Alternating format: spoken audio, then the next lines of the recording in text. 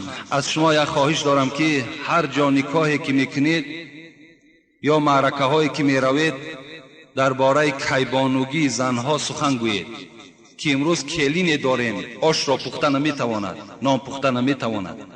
آیا سبب ویران شدن زندگی نمیشود؟ پیش از جواب این نزدیکی ما 4 روز در دوشنبه بدیم. 4 روز. همین 4 روز در یک روز تا 4 معرکه را ما را می بردن. 4 معرکه. تمام جوانهای دوشنبه، تمام جوانهای دنغره، تمام جوانهای غرم داملا شما صحبت کنید، ما گوش کنیم. تمام آنها وقتی یکی به یکی میگه که همین بچه از کلاب است، باور کن من با افتخاری کلابی بسیار ترچید میکنم. وقتی میگه کلابی است باور کنین من قبط گوش میگیرم که نه به خاطر حاجگی، نه به خاطر همین علم کوچک، بلکه به خاطر کلابی که از کلاب است.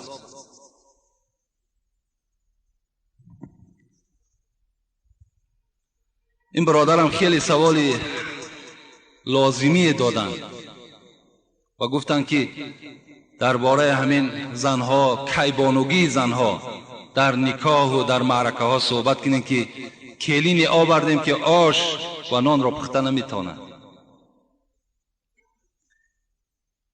در اصل سبب این موجود است، سرچشمش معلوم است. سرچشمه این درد از قرآن و از اسلام دور بودن پدر و مادر و فرزند هاست. امروز پدر و مادر 1 ماه فقط متریال، فقط جیل پوستک به همون عروس میخرد. 1 ماه کامل بود نمیکند. 1 ماه کامل.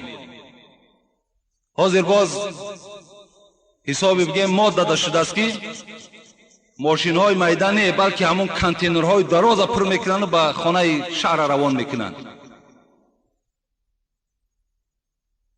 دختر مجبور میکند برای من یک تلویزور، یک ویدیو دوایکا، خب تمام مثال چیزهای طلایی،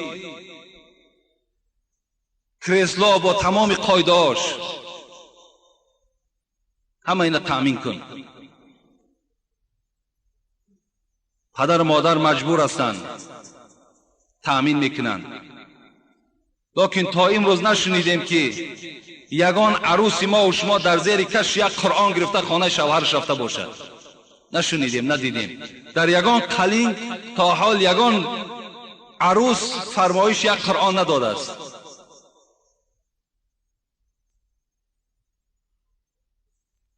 یک برادر گفت از پشت یک کاسیت یک ارتیست نامش گرفت، از پشت یک کاسیت گفت زن من طلاق دادیم.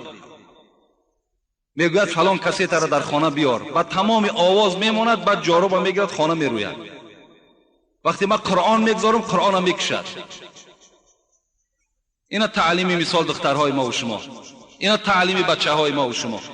پس از کجا وای کیبانوگی را یاد میگیرد؟ نمیشود که هم پدر و مادر 1 ماهی که بازار به بازار میگردد همان دستی دخترش گیرد نزد دیگ نزد تنور برد نشان دهد. امروز جمعیت پیش رفته است، باز پخت و پز شیرینی ها برآمده است. دخترها باید اینا یاد گیرند. البته سبب ویرانی زندگی می شود. حضرت فاطمه دختر پیغمبر خدا بودند، دوست داشته ترین دخترشان بودند. وقتی که با حضرت علی پیغمبر خدا وارد تزویج کردند، حضرت علی را تسلیمش کردند، فریاد زدند که ابوبکر نزد من فریاد کنید، عمر، عثمان، حضرت اسامه را گوید پیش من بیاید.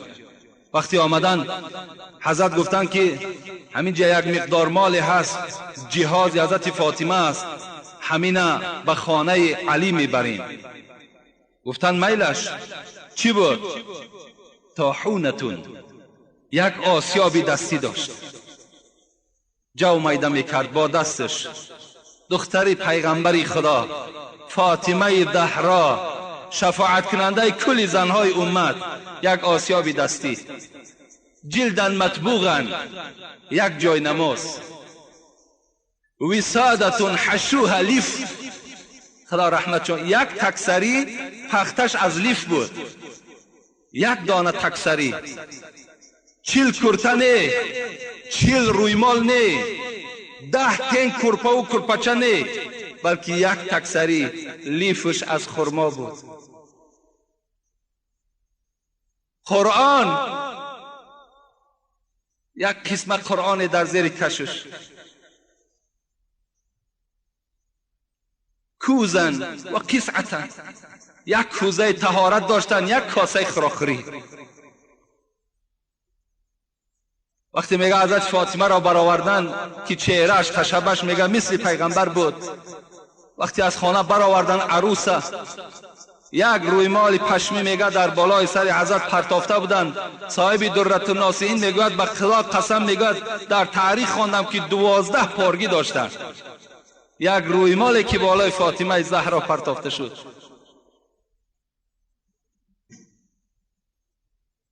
وای یک کم از بار نبردند، بلکه یک کم از عقل بردند، یک کم از فراست بردند. وای خدا ترسی داشتند. صاحب درة الناصحین میگوید که فاطمه با دستش آسیا و میگردانید، با زبانش قرآن میخواند، با دلش تفسیر میکرد، با پاهاش گاوره میجنبانید. امروز زنهای امت ببینید، زنهای ما و شما را تماشا کنید، کدام این به زبانش قرآن میخواند، کدام این خدمت شوهر کرده میتواند؟ هیچ کدامش. البته سبب ویرانی زندگی تمام فرزندای ما و شما می شود.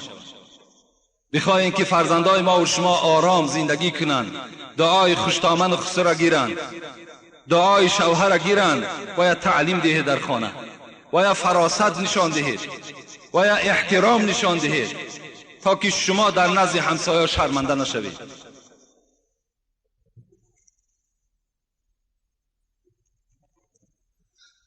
درود و رحمت بر تو داملای شیرین سخن. اولا از شما بخشش و به این سوال جواب دهید.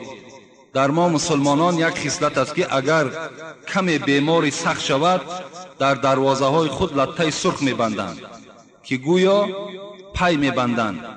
و میخواهم داملای عزیز به این سوال من جواب پررد دهید. این چه خصلت دارد؟ ما و شما هر روز سوره فاتحه میخوانیم. الحمد لله رب العالمین الرحمن الرحیم مالک یوم الدین. آیت گوش کنین. ایاک نعبد و ایاک نستعین. ایاک نعبد. مادام این آیت میخوانید تو در نزد خدای خودت چی وعده داده ایستاده ای؟ ایاک نعبد، خدایا فقط تو را بندگی میکنم. و ایاک نستعین، خدایا در همه حالت فقط از تو یاردم طلب میکنم. از لطه طلب نمیکنم، از مزار طلب نمیکنم، از موره چشمی طلب نمیکنم، از خار و از نل طلب نمیکنم. ایاک نستعین، فقط از تو مدد طلب میکنم. تو سوره فاتحه میخوانی، پس تو دروغ میگویی. اینا از اسلام ما نیستند، اینا از اسلام ما و شما نیستند. چی لطه بستن، چی موره چشمی برای خود مرد یا که کودکش میگیرد، چی در مزارها لطه بستن، چی خارها را در نزد دروازه و دکاناتان کشال کردن شرمندگی است.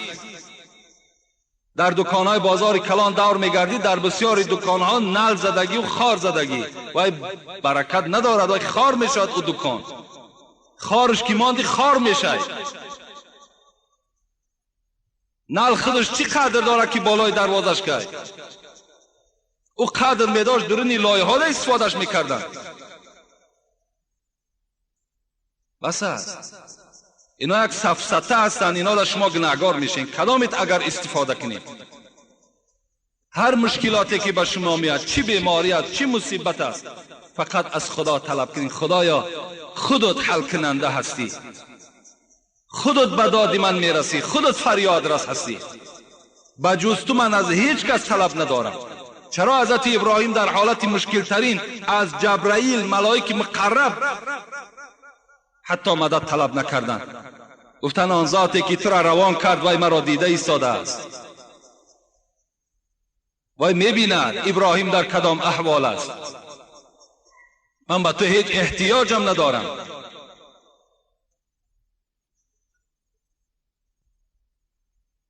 السلام علیکم و رحمت الله و برکاته.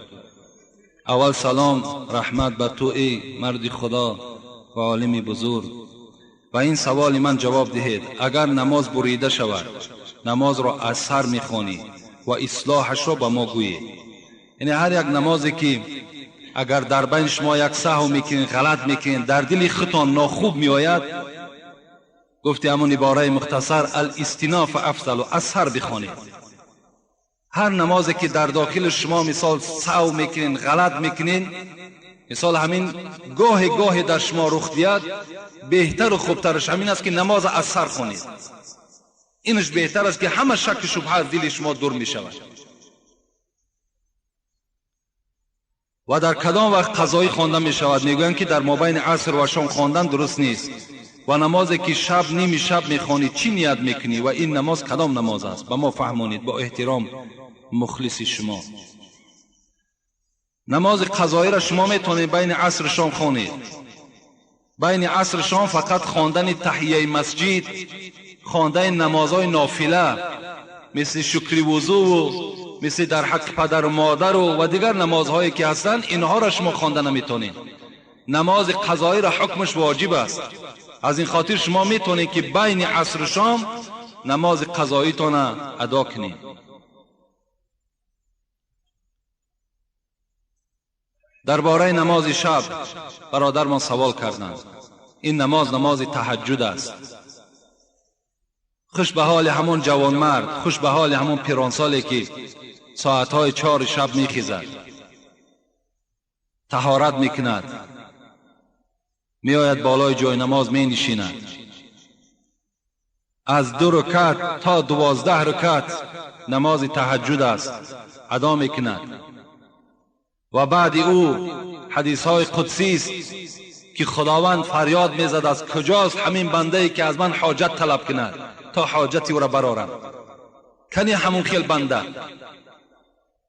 صاحب کتاب میگوید که اگر بنده ها محبتی بر خدا داشته باشند، تمثیل یک مثال میزند که بین همین عاشق و معشوق دایم جای خلوت میکوند.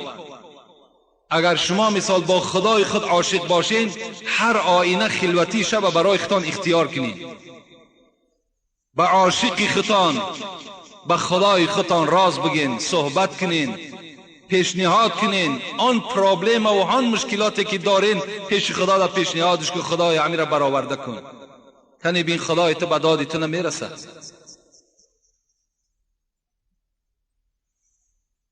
هر چیز، هر گنج سعادت که خدا داد به حافظ، حضرت حافظ میگوید هر گنج سعادت که خدا داد به حافظ، از یمن دعای شب و وردی سحری بود.